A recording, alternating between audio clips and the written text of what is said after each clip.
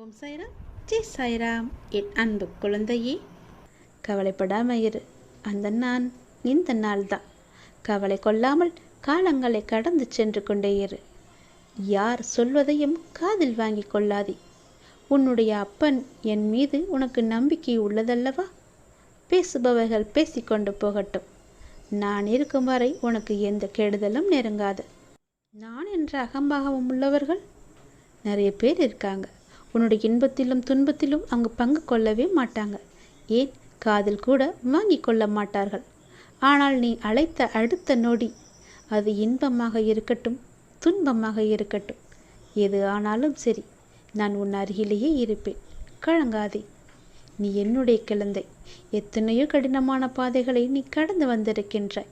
இப்போதாவது நமக்கு விடிவு கிடைக்காதா என்று காத்திருக்கின்றாய். வருடங்கள் பல ஓடி போயின. உன் பிரார்த்தனைகள் நலமாயின.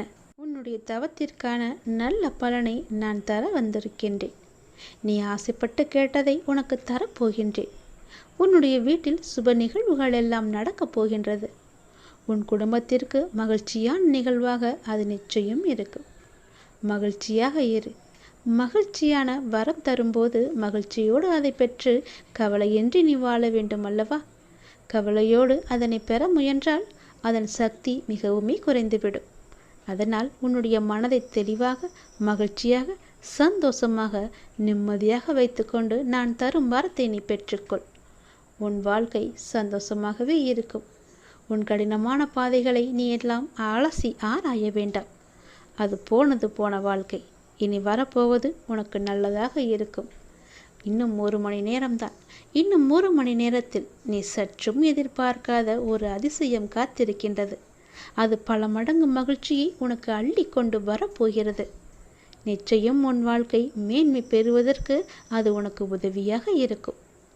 யார் பேசினாலும், யார் உன்னை துன்புறுத்தினாலும், யார் உன்னை விட்டு விலகினாலும் எதை கண்டும் நீ அஞ்சக்கூடாது. ஏனென்றால் உன்னோடு நான் இருக்கின்றேன். உனக்கு பக்க பலமாக, உற்ற துணையாக, நல்ல தோழனாக நான் இருக்கின்றேன். நான் தருவதை நீ பெறுவதற்கு ஒரு கட்டளை இருக்கிறது. என்னவென்றால், அதை நான் கொடுக்கும்போது நீ கவலையோடு அதனை வாங்கக்கூடாது. மனதில் முழு சக்தியோடு, முழு நம்பிக்கையோடு, மகிழ்ச்சியாக அதனை வாங்கினால் அது உனக்கு பல மடங்கு நன்மைகளை கொண்டு தரும். நான் இருக்கின்றேன். எதற்கும் பயப்படாதே, கலங்காதே, அஞ்சாதே. நான் இருக்கின்றேனே. எல்லாவற்றையும் என்னுடைய பொறுப்பாக நான் எடுத்துக்கொண்டு விட்டேன். இனி நல்லது நடக்கும். நீ நினைத்தது அப்படியே நடக்கும். நீ விரும்பியது அப்படியே உனக்கு கிடைக்கும். நீ ஆசைப்பட்டது போலவே எல்லாம் மாறும். நீ விரும்பிய வாழ்க்கையே உனக்கு கிடைக்கும். உன்னுடைய தற்போதைய நிலை மாறி மிக மிக அழகான ஒளிமயமான வாழ்க்கை உன்னை தேடி வரும். எதற்கும் கலக்கமடையாதே. உனக்கு நல்லது நடந்தே தீரும். கற்கண்டு போல இனிக்கும் உன்னுடைய வாழ்க்கை. தித்திப்பாகவே மாறும் உன் வாழ்க்கை. சந்தோஷமாகவே எப்பொழுதும் இருக்கும் உன் வாழ்க்கை. நீ நன்றாகவே இருப்பாய். கவலையே படாதே. இனி நினைத்தது மட்டும்தான் நடக்கும். ஒருவர் நம் மீது கொண்ட பொறாமையால் மனதை காயப்படுத்தி சில சொற்களை கூறினாலும், நாம் தவறே செய்யாமல் நம் மீது பழிச்சொல் கூறினாலும் அவர்களை நீ கோபிக்க வேண்டாம். புரிகிறதா?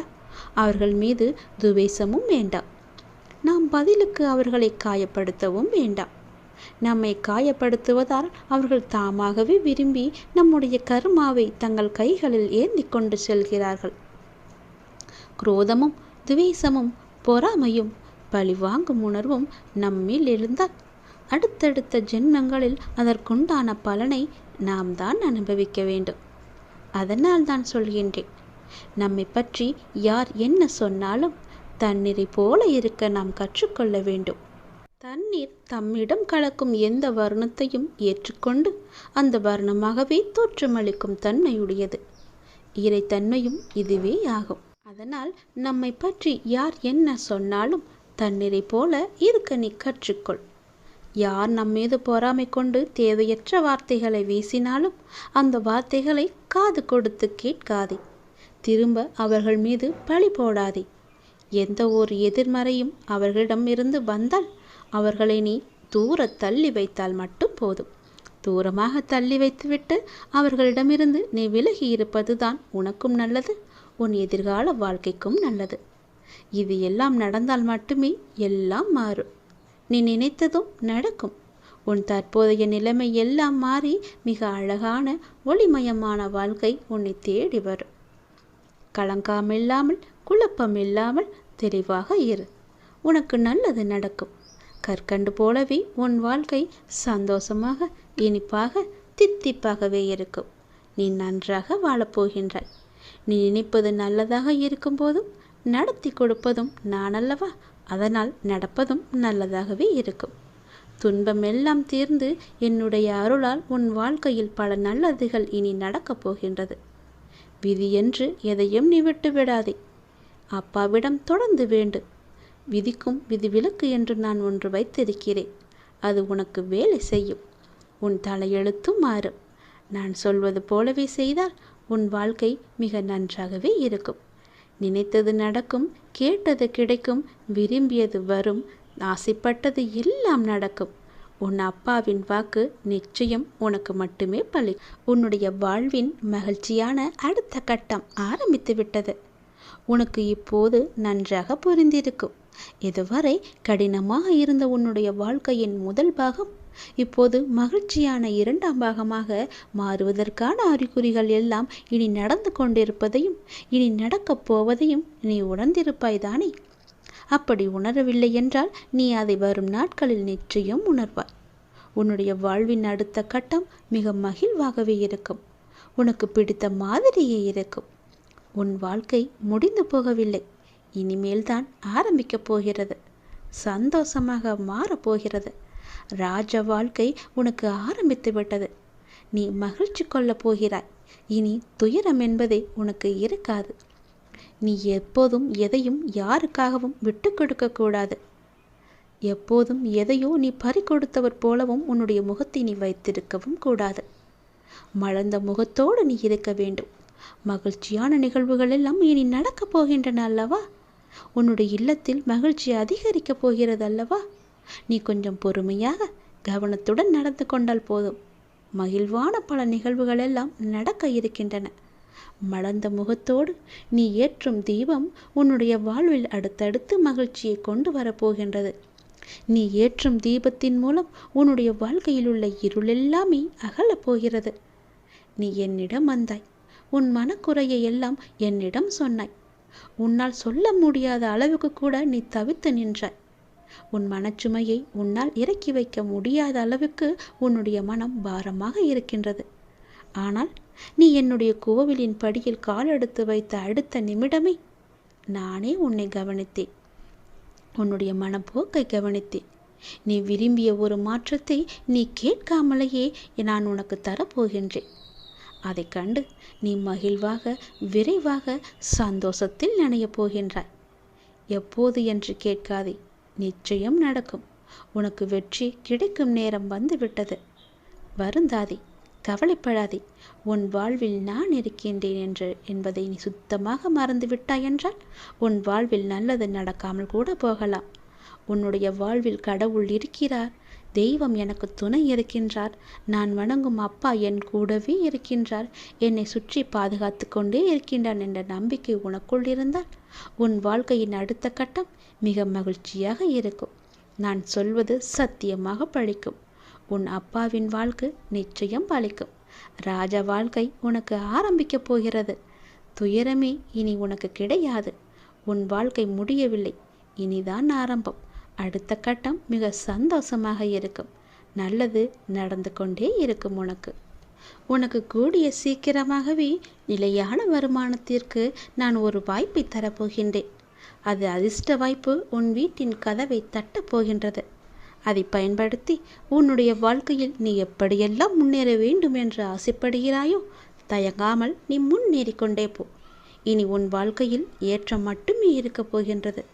என் ஆசீர்வாதம் உனக்கு என்றுமே இருக்கு. கவலையே படாதே. கடவுள் எப்பொழுதுமே உடைந்த பொருட்களை மிகவுமே அழகாக பயன்படுத்தி விடுவார். உடைந்த மேகங்கள் தான் மழை பொழியும். உடைந்த நிலம்தான் உழும் வயலாகும். உடைந்த நெல்தான் விதையாகும். உடைந்த விதைகள்தான் புதிய செடிகளுக்கு வாழ்க்கை கொடுக்கும். அதனால் எப்போதாவது நீங்கள் உடைந்து நொறுங்கினால் நம்புங்கள், கடவுள் உங்களை பெரிய விஷயத்திற்கு தயார்படுத்துகிறார் என்று.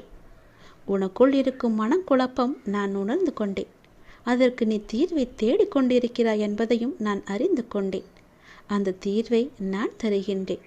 என்னை சரணடைந்த உன்னை கவலைப்பட செய்து விஷயங்களிலெல்லாம் மீட்டு இழுப்பேன். கவலைப்படாதே, தைரியமாக இரு, நம்பிக்கை இழக்காதே. உனக்கு துணையாக நான் எப்போதும் வந்து கொண்டே இருப்பேன். நீ யார் என்பதை மீண்டும் அனைவருக்கும் புரிய வைப்பேன். சின்ன சின்ன குழப்பங்கள் வரும், ஆனாலும் உன்னை நான் மீட்டு நீ செல்ல வேண்டிய சரியான வழியில் உன்னை செல்ல நான் உனக்கு துணை இருப்பேன். அனுமதியும் தருவேன். என் நாமத்தை உச்சரித்து கொண்டே இரு, எல்லாமே தானாகவே சரியாகும். உனக்கு கூடிய சீக்கிரம் நிலையான வருமானம் வேண்டுமென்று நீ ஒரு முயற்சி செய்து கொண்டிருக்கின்றாய். அந்த முயற்சி வெற்றி பெறுமா அல்ல இப்படியே போய்விடுமா என்று எண்ணத்திலேயே இருக்கின்றாய் அல்லவா? நிச்சயம் அது வெற்றி பெறும். அது உனக்கு பல மடங்கு லாபத்தையும் கொடுக்கும். உன் கர்ம வினைப்படி உனக்கு விதிக்கப்பட்ட வாழ்வில் சில உறவுகளை கையாள்வது கடினமாகத்தான் இருக்கும். அவர்கள் அவ்வப்போது சுயநலமாக நடந்து கொள்வதை பார்த்து நீ கவலைப்பட்டு கொண்டிருக்கின்றாய்.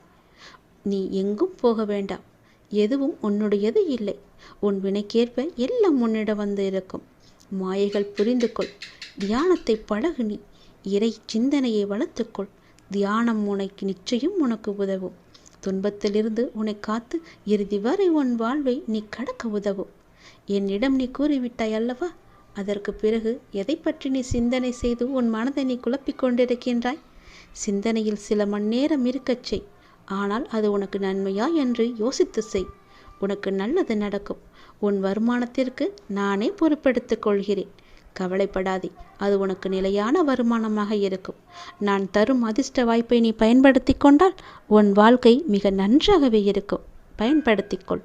உனக்கு இன்ப நிலை நீங்கி துன்ப சுமையை சுமக்கின்றையே, அனுபவிக்க இன்னும் என்ன இருக்கிறது என்ற அளவில் துன்பத்தின் எல்லை வரை சென்றுவிட்டு வெறுமையாய் நின்று என் முன் எனது முகத்தை உற்று பார்த்து அழும் உன்னை நான் கண்டு கொள்ளவில்லை என்று நினைத்து கொண்டிருக்கிறாய்.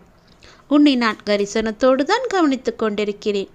ஒவ்வொரு முறையும் உன்னை தைரியப்படுத்தி கொண்டு வருகிறேன் என்பதை நீ நினைவுபடுத்திக்கொள். இன்னும் நீ கடந்து போக வேண்டிய தூரம் நிறையவே இருக்கிறது. அதுவரை எல்லையற்ற பொறுமையோடு தீவிர நம்பிக்கையோடு உனது சுமையின் கணம் தெரியாமல் இருப்பதற்காக என்னுடைய நாமத்தை நீ உச்சரித்தபடி இருக்க வேண்டும். எனது சத்தத்தை உணர்வுள்ள நீ கவனித்து கேட்டு அதன்படி நடந்து கொள். அப்போது உனக்கு ஆறுதல் கிடைக்கும், மன நிம்மதி கிடைக்கும். எதற்காகவும் கவலைப்படக்கூடாது. நான் உன் கூடவே இருக்கிறேன். எது வந்தாலும் நான் உனக்கு அருள் செய்ய காத்து கொண்டிருக்கிறேன். நீ விழிப்புணர்வுடன் இரு, விழித்துக்கொள். எல்லாமே உனக்கு நல்லதாகவே நடக்கப் போகிறது.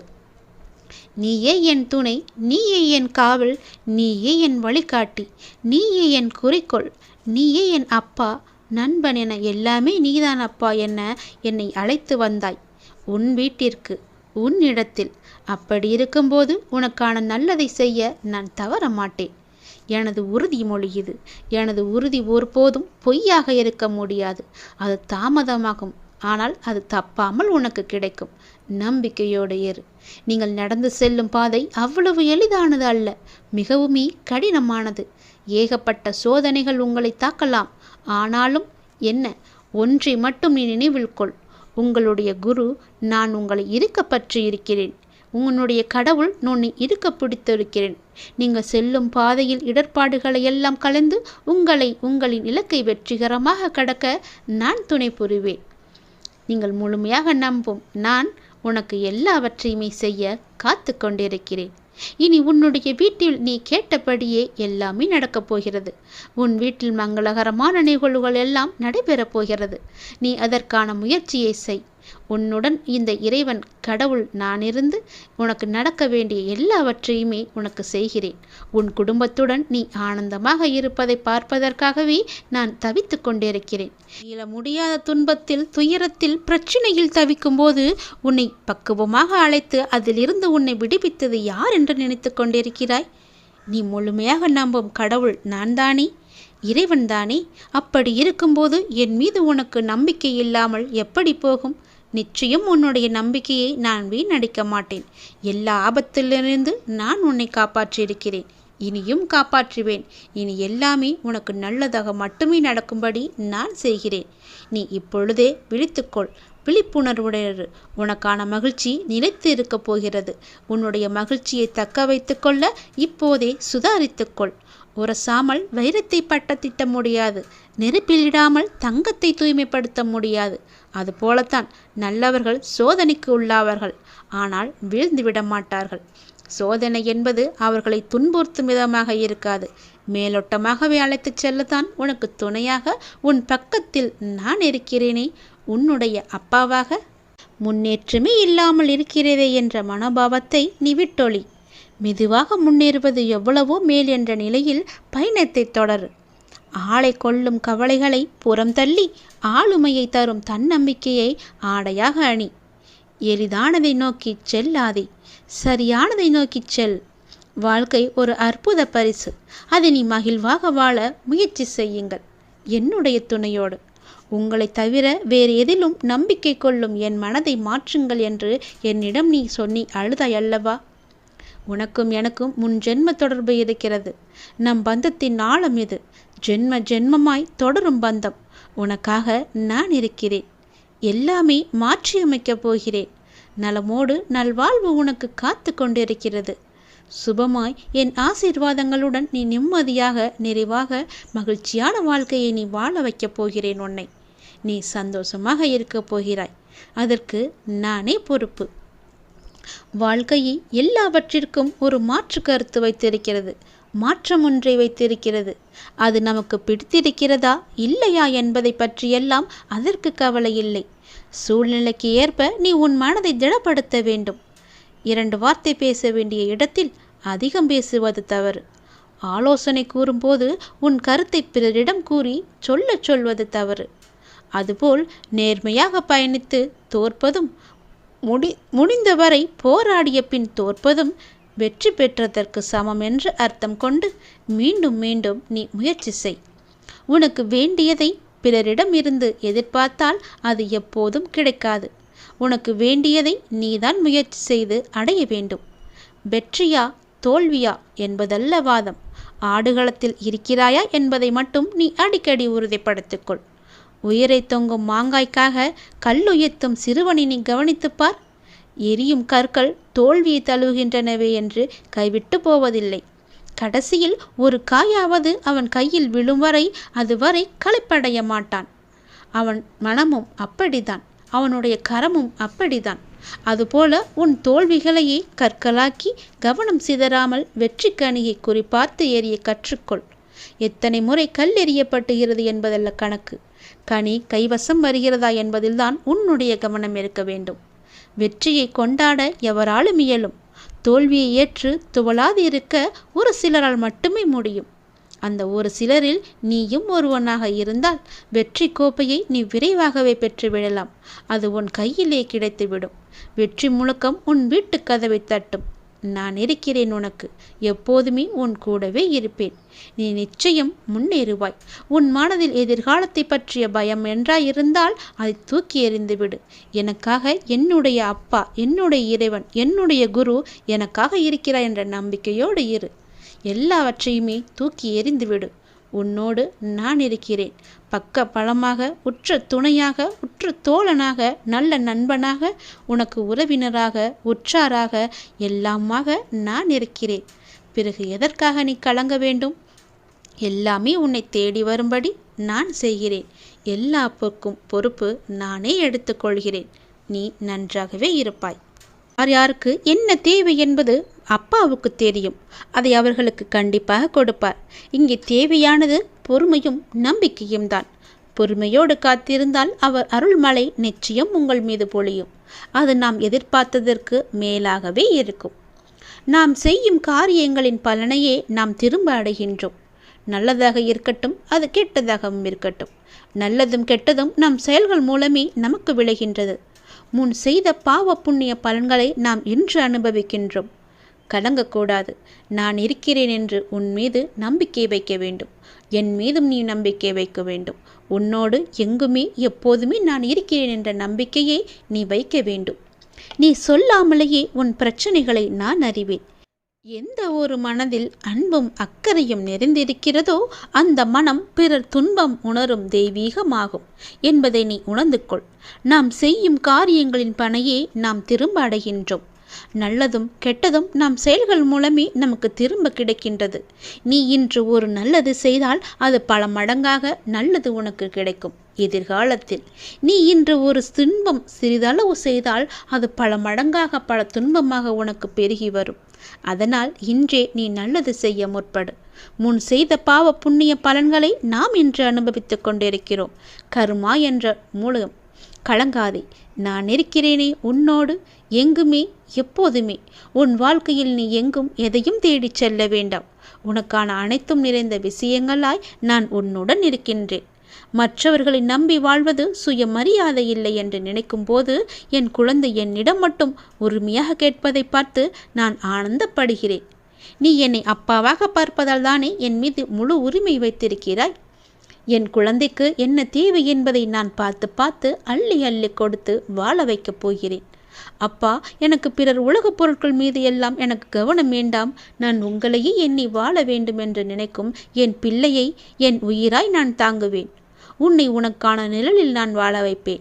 உனக்கான சாம்ராஜ்யத்தை நான் உருவாக்கி காமிக்கின்றேன். அனைத்தும் உன் வாழ்வில் வெகு விரைவில் நடக்கப் போகிறது. நீ கேட்டது உனக்கு கிடைக்கப் போகிறது. உன்னுடைய வளர்ச்சி என்பது வானத்தில் மின்னும் நட்சத்திரமாய் ஜொலிக்கப் போகிறது. உன் சிரிப்பில்தான் என்னுடைய சந்தோஷம் இருக்கின்றது. உனக்கான வானமாய் நான் உன்னிடத்திலும் உன் வாழ்க்கையிலும் நான் எங்குமே உன்னை சூழ்ந்து இருப்பேன். உன்னை உன் வாழ்வில் ஜொலிக்க வைப்பேன். நீங்கள்தான் என் உயிர். உன் அன்பில்தான் என்னுடைய நிம்மதி இருக்கின்றது. உன்னை என் உயிராய் நான் காத்து கொண்டிருக்கிறேன். இனி எல்லாமுமாக உனக்கு நான் எப்பொழுதுமே இருப்பேன். நீ எல்லா வளமும் பெற்று சீரும் சிறப்புமாக வாழப்போவதை நான் கண்குளிர பார்க்க போகிறேன். உனக்காக உன்னுடைய எல்லாம் வல்ல இறைவன் நான் இருக்கிறேன். என் துணை என்றும் எப்போதும் எங்குமே உனக்கு என்று நீ சந்தோஷமாகவே வாழ்வாய்.